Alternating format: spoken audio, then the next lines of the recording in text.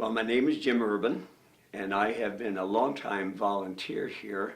I started out through a friend of mine who was an active volunteer years ago, and then after I retired 16, 17 years ago, I've taken a more active volunteer position here. Overview of the Manor House, of course, is the largest private residence in the state of Ohio, and the family home of Gertrude and Frank Seiberling. Frank and his brother Charles co-founded Goodyear Tire in 1898, and it was through that very successful business venture that he was able to afford to build this house. 65 rooms, largest private residence in the state of Ohio. And it's probably, in my opinion, the finest example of Tudor Revival architecture in the country. And homes, private homes that are open to the public right now, we are the 6th largest in the country. Of course, Biltmore in Asheville, North Carolina, still being #1. Some of the unique features with the Manor House itself, it had all the modern conveniences that we would consider modern even today. Before the house was built, Frank Seiberling wanted to be sure that he had all the utilities coming here. So we had electricity, gas, telephone, wonderful telephone system for that era, 1915 when the family moved in here. By the way, it took 3 years to build, 1912 and 1915. They moved in here December of 1915. As I mentioned, the phone system, 37 extension phones on the property, 26 were in the house, so you were able to communicate with anybody in any place. And I find that amazing because in 1915, my grandmother did not have a telephone.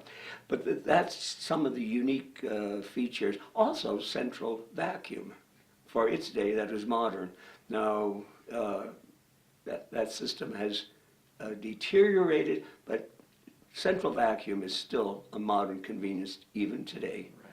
And one other little feature, in the flower arranging room, there's a refrigerator, still in use, 102 years old, still functioning. Now, we've had it upgraded over the years, but its only purpose is to keep cut flowers fresh, just like a flower shop.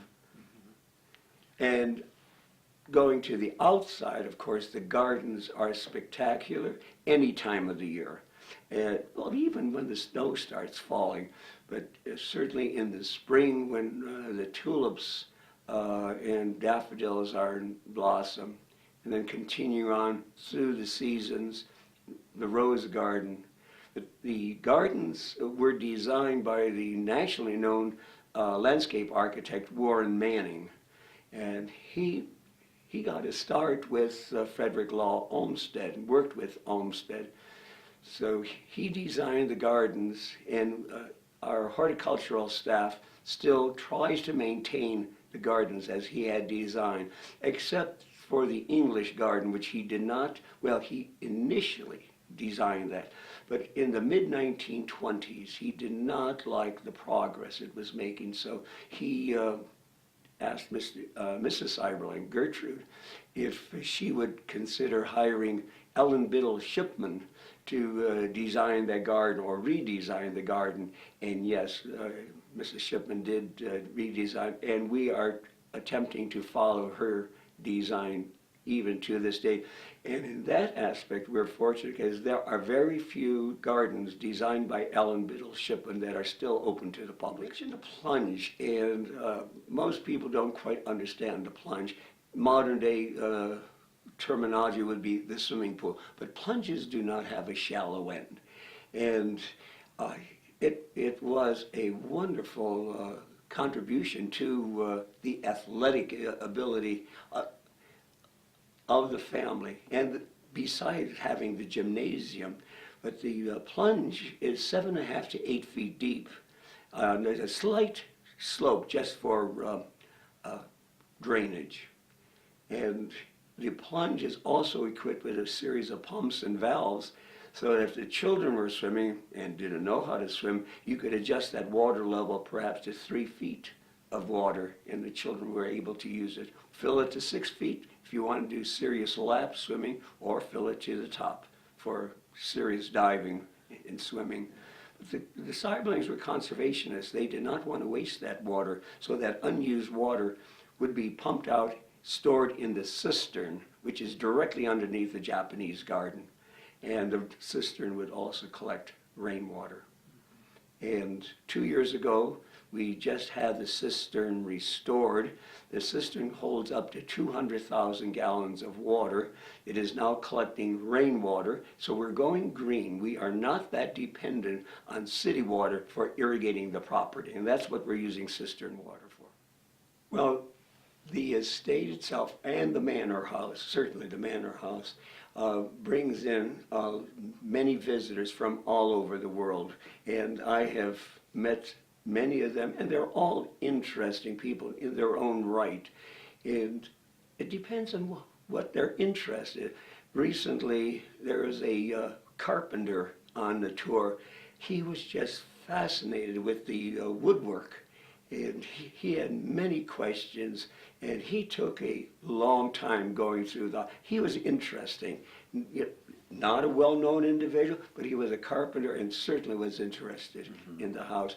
Also, the house was inspired by 3 English manor homes that the Siblings actually visited. Ockwell's Manor, Haddon Hall, Compton Winyates, and recently there was a couple from England, and they were very familiar with the homes, and they were just impressed with the manor house and the detail to those manor homes in England. And those are just 2 recent visitors, but the visitors come from all over the country. We had some recently from Brazil, Argentina, and we had wedding guests from Africa.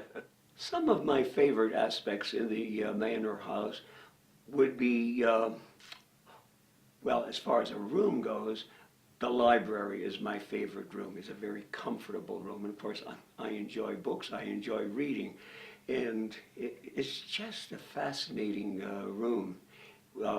In the decor, and also in artwork through the house. I'm in love with the Paul Manship bronze. They're museum quality. In fact, the Cleveland Art Museum is exhibiting 2 of the Manship bronzes in their current exhibit. But we have the Manship bronze that I love. And paintings, there's several paintings. I think one of my favorite is the painting by George Romney, and that is of Major Pearson, is hanging above the Great Hall. Other aspects of art would be the tapestries, the Flemish tapestries also hanging in the Great Hall. They're from the 16th century Flemish, and both of them are biblical in nature. And they are beautiful examples of that artistry. Above the archway leading into the house, there is a Latin inscription, "Non nobis solum," translated, "not for us alone." And that really was the Siblings' philosophy. They wanted to share this, not only with their large extended family, but with the community and with the public in general. And above the door to the Great Hall, there is another phrase, "Welcome, as thy need may be, find her gladness, happiness, peace, sanctuary." The Siblings really had a welcoming philosophy. Over the years, the Siblings entertained many guests, and Mrs. Sibling, again, being involved with the music world, many of those early guests were musicians. Leopold Stokowski, for instance, was here. When he was here, he was the conductor of the Philadelphia Orchestra. Jan Ignaz Paderewski was a guest here, along with his wife, Helena. And he was not only a talented musician, a composer, he was also Prime Minister of Poland. He signed the Peace Treaty of Versailles that ended the First World War, or the Great War. Other guests, of course, Senator Warren Harding, when he was running for president. We're sitting in the guest room that William Howard Taft stayed in. He was a guest here. Helen Keller was an interesting guest, early 1920s, and I'm assuming she traveled with Annie Sullivan. But those are just some of the historic guests, and there were many others. Leaders in industry, of course, Frank Sarberling knew them all, so, and Mrs. Henry Ford was a guest. She was active in the garden club, and so was Mrs. Sarberling. So there was that connection between those two ladies. And again, Mrs. Sarberling, very involved with the music world. And then she took up artwork. Now, she always did some sketching, but by 1925, she took up oil painting in a big way and actually was an excellent artist. Her early life was devoted to music and to family, and then took up oil. We had several events, public events that attract large number. Of course, I had mentioned the car show. It's the largest antique car show in the state of Ohio. Brings thousands of people on the ground. Always at Father's Day in June. That's just one example. Also, Ohio Mart, which is a fine, I hate to call it a craft show, an art show. This last season we had 125 artists exhibiting and selling their crafts, shall we say. And of course, we're entering the season for Deck the Hall, and the house is decorated. We brought in 13 florist decorators. Each one has taken a different room, and based on vintage postcards, holiday postcards, and each room is fascinating. And we'll begin our evening tours this Friday, and again we'll be bringing in over between now and the end of the year thousands of people. But most of all, I think for the children, we had the gingerbread land. The play garden is converted into the gingerbread yard, and it just is delightful for the youngster. And in the warmer months, it's a wonderful playground for children. Many families who are members here just bring their children here for a half hour or hour just for the play effort of it. And it's fun. It's fun to see that. But right now, Gingerbread Land is fascinating, even for the young at heart. As guests come through the front door of the manor house, some folks have been here before, some have no idea what they're walking into, and it's enjoyable to see that wow factor on their face. And I try to get to know the guests, perhaps where they're from or their home, and I have a lot of trivia that I could relate to the individual guest. Sometimes it works, sometimes it doesn't, but taking them through and pointing out some of the items in the house, some of the features. Now, I'm in love with all the metalwork in the house, which was done by Samuel Yellen, and he had a studio in Philadelphia, which is still in operation. It's now owned and operated by his granddaughter, Claire. And he did the front gate, the front door, all the hardware throughout the house. And I'm really in love with his metalwork. He always considered his greatest achievement the metalwork that he accomplished at the Washington National Cathedral. And taking the people through, it's enjoyable to see their expressions, especially the children. And because when you walk into the music room, there you have, you mentioned the conservatory, and a few years back we had it completely restored. The original conservatory, well, due to a storm or a tornado in 1947, blew down. In fact, for a couple of years, there's nothing but a concrete slab. They replaced it with a commercial grade greenhouse, and then after a number of years, it needed some serious attention.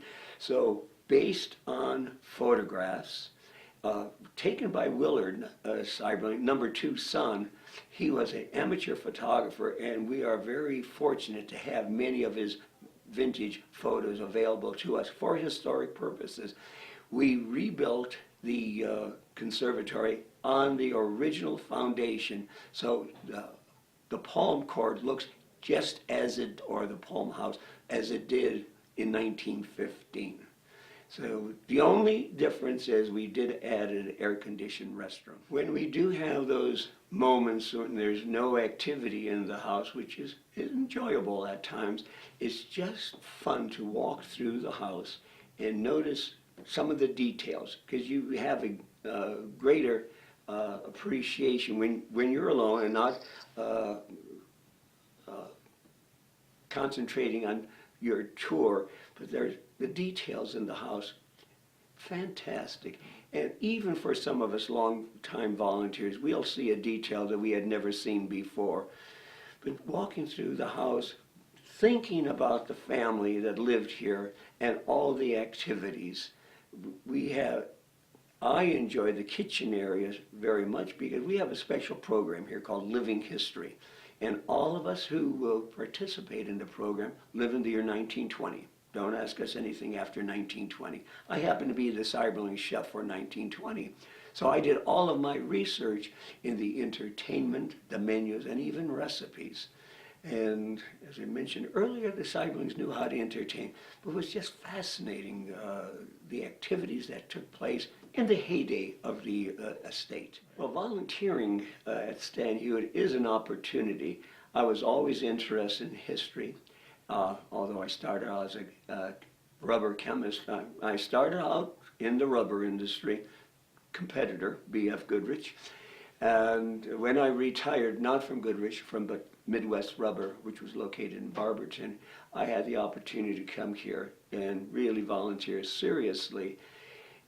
It's a wonderful opportunity. And as you get yourself involved, not only do you meet interesting people, some of my fellow volunteers have become close friends, almost like family. And it's just a wonderful place to volunteer and greet the guests. Guests are interesting, some more interested in certain aspects than others, but the more I get involved, the more I enjoy Stan Hywet. It's just a wonderful place. And it's a wonderful place and to be proud of, well, for the community in northeastern Ohio. Because so many homes over the last 100 years have been torn down, and we have such a gem right here in our literally my backyard, because I live 5 minutes away.